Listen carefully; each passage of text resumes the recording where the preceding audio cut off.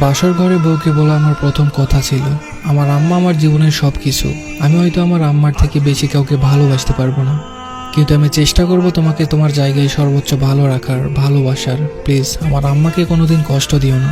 বউ আমার দিকে ড্যাব ড্যাব করে তাকিয়ে রইল, কিছু বলল না। বয়সে ছোট মেয়ে, কষ্ট পেলো নাকি পেলো না ঠিক বুঝতে পারলাম না। আমি বিছানায় বসতে এসে একটু সরে গিয়ে জায়গা করে দিয়ে বলল, আচ্ছা আপনি কবে চলে যাবেন? আমি একটু অপ্রস্তুত হয়ে বললাম, আসছি তো 5 মাসের ছুটিতে। মেয়ে দেখতে দেখতে তো 1 মাস চলে গেল, বলতে পারো গুনে গুনে 4টা মাস আছে। এরপর আমি আমতা আমতা করে জিজ্ঞাসা করলাম, আমি তোমার নামটা ভুলে গেছি, কি যেন ডাক নাম তোমার? বলল রিনি। নাম বলেই খিলখিল করে হাসতে লাগলো আর বিড়বিড় করে বলল, আল্লাহ এ কেমন বর, বউয়ের নাম জানে না। সিঙ্গাপুরে থাকার সুবাদে বহু সুন্দরী মেয়ে জীবনে দেখার সুযোগ হয়েছে, কিন্তু খিলখিল করে হাসলে একটা মেয়েকে এত ভয়ঙ্কর সুন্দর লাগতে পারে জীবনে প্রথম উপলব্ধি করলাম। হাসতে হাসতে তার চোখে পানি চলে আসছে, সে খুব সাবধানে পানি মুছে আবার হাসছে, আর আমি প্রথমবারের সবচেয়ে সুন্দরী হাসি মেয়ের প্রেমে পড়ে গেলাম। আমার পুরো জীবন ঋণীময় হয়ে গেল।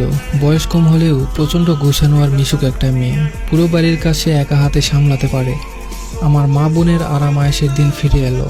এতে অবশ্য রিনির কোনো আফসোস নেই। আমি যতদিন থাকলাম রিনিকে সাহায্য করলাম। আমার যেদিন ফ্লাইট ছিল তার 3 দিন আগে থেকে রিনির চোখ মুখে আধার নেমে আসে। আমি টের পাই, সে বাথরুমে গিয়ে কাঁদে, রান্নাঘরে বারান্দায় আড়ালে গিয়ে কাঁদতে থাকে, আর আমার সামনে স্বাভাবিক হওয়ার ভান করে। আমিও ভান করি। এই যে প্রিয়দের ছেড়ে যাবার কষ্ট প্রতিবার ভোগ করতে করতে আমি ক্লান্ত। মাত্র ইন্টার পাস করে দেশের বাইরে পাড়ি দিয়েছি জীবিকার তাগিদে। আব্বা মারা যাওয়ার পর ইচ্ছে থাকা সত্ত্বেও আর পড়াশোনা করতে পারিনি। 17টা বছর প্রবাসে জীবন কাটিয়েছি। এখন আর হাউমাউ করে দুঃখ গায়ে মাখাতে মন চায় না, মনকে পাথর করেছি। তবে এবার আমার পাথরে মন কেন যেন গলে যেতে চাই।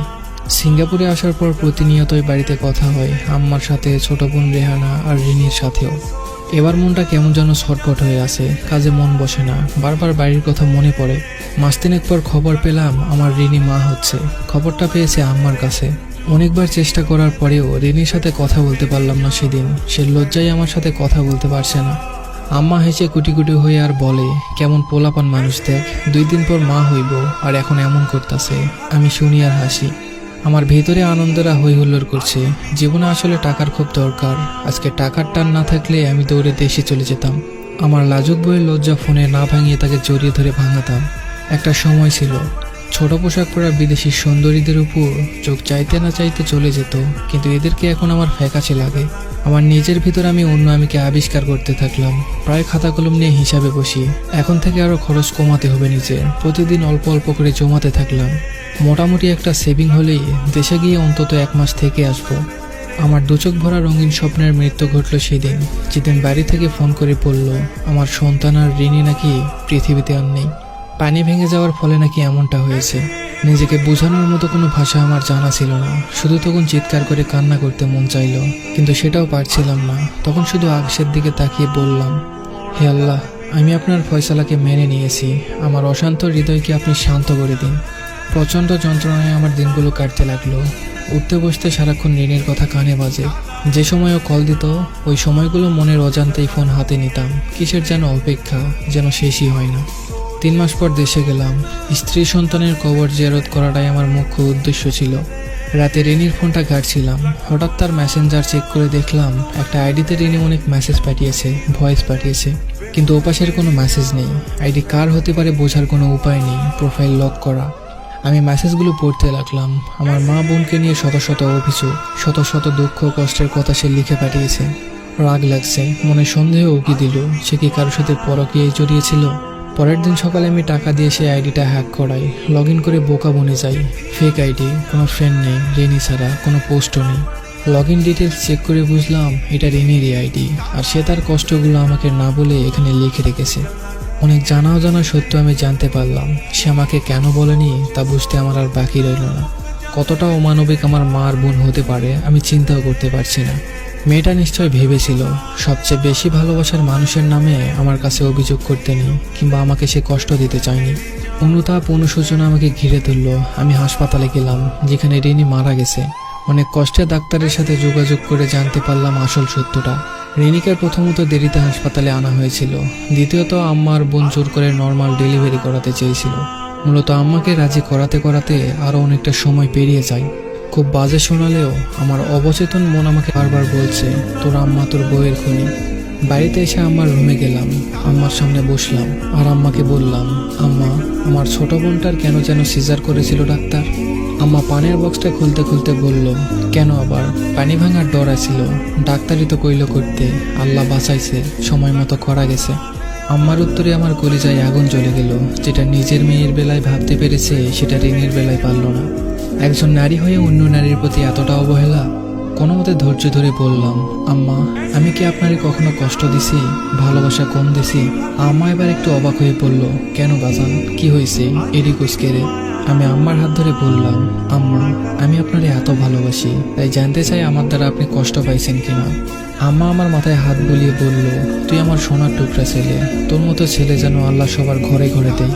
আমি আম্মার আর একটু কাছে গিয়ে বললাম, আম্মা, রিনিকে তো আপনি রেহানা দুজনেই পছন্দ করে এনেছিলেন, তাহলে ওর সাথে এমন কেন করছেন আম্মা?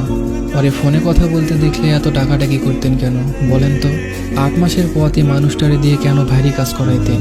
খাবার কেন কম দিতেন আম্মা? আমি কি টাকা কম দিতাম? লাগলে আমারে বলতেন, আমি না খাইয়া টাকা দিতাম। আমি যে আল্লাহর ভরসায় আপনার কাছে আমার বউরে রেখে গিয়েছিলাম, আপনি আপনার বিবাহিত মেয়ের দেখভাল করলেন, যে শ্বশুর বাড়িতে না নিজের মায়ের কাছে থাকে বেশি। কিন্তু আমার এতিম বউটারে দেখলেন না আম্মা, কাজের লোকের মতো তারে দিয়ে খাটাচ্ছেন। আগে না হয় নিজের ইচ্ছাই করতো, কিন্তু যখন শরীর খারাপ হইল তখন কেন জোর করে করলেন আম্মা? আম্মা আমার হাত ছেড়ে দিয়ে চিৎকার করে বলল, মরার আগে এমন মিথ্যা কথা কইয়া গেছে আমার নামে, আল্লাহ আমারে তুমি উঠাই নাও, তুমি বিচার করো, কবরে আগুন জ্বলবো। আম্মার চিৎকারে বোনের ভাতিজিও ছুটে এলো। আমি বোনের দিকে তাকিয়ে বললাম, তোর সিজারের টাকা কে দিয়েছিল? আমি। তোরে অনার্স পাস কে করাইছে? আমি। তোর জামাইয়ের আবদার কে মেটাই? তোর সংসার কয়দিন পর পর কার টাকায় জোড়া লাগে? আমার টাকায়। তাহলে আমার সংসারটা ভাঙলি কেন বলতে পারবি? বোন আমার হুঙ্কার ছেড়ে বলল, ও তুমি আমাকে বিচার করতে দেশে আইছো? তোমার বউ যে এত কুটটা আগে বুঝিনি, এত মিথ্যুক, ছি। আমি কিছুটা রেগে গিয়ে বললাম, মিথ্যুক তো তোরা, যত রকমের অমানসিক নির্যাতন করেছিস, এমনকি তুই তার গায়ে 2 দিন হাত তুলেছিস। আমার আম্মা সেটাকে আবার সঠিক রায় দিয়েছে, অথচ সে আমাকে কিছু বলল না। বোন এবার মস্করার সুরে বলল, ও তোমার ভালো বউ কিছু বলে নাই, তাহলে এগুলি এখন তোমার বউয়ের ভূত এসে বলে গেছে। ইচ্ছা হলো চর মেরে ওর দাঁতগুলা ভেঙে দেই। ওর বাচ্চাটা সামনে দাঁড়ানো, তাই নেহাত ছেড়ে দিলাম।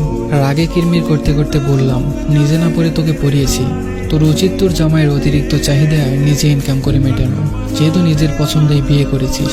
রেহানা বিলাপের সুরে বলল, নিজের আপন ভাই বোনকে এমন খোঁটা দিতে পারলো পরের বাড়ির মেয়ের জন্য? এমন দিনও আসলো আমার জীবনে।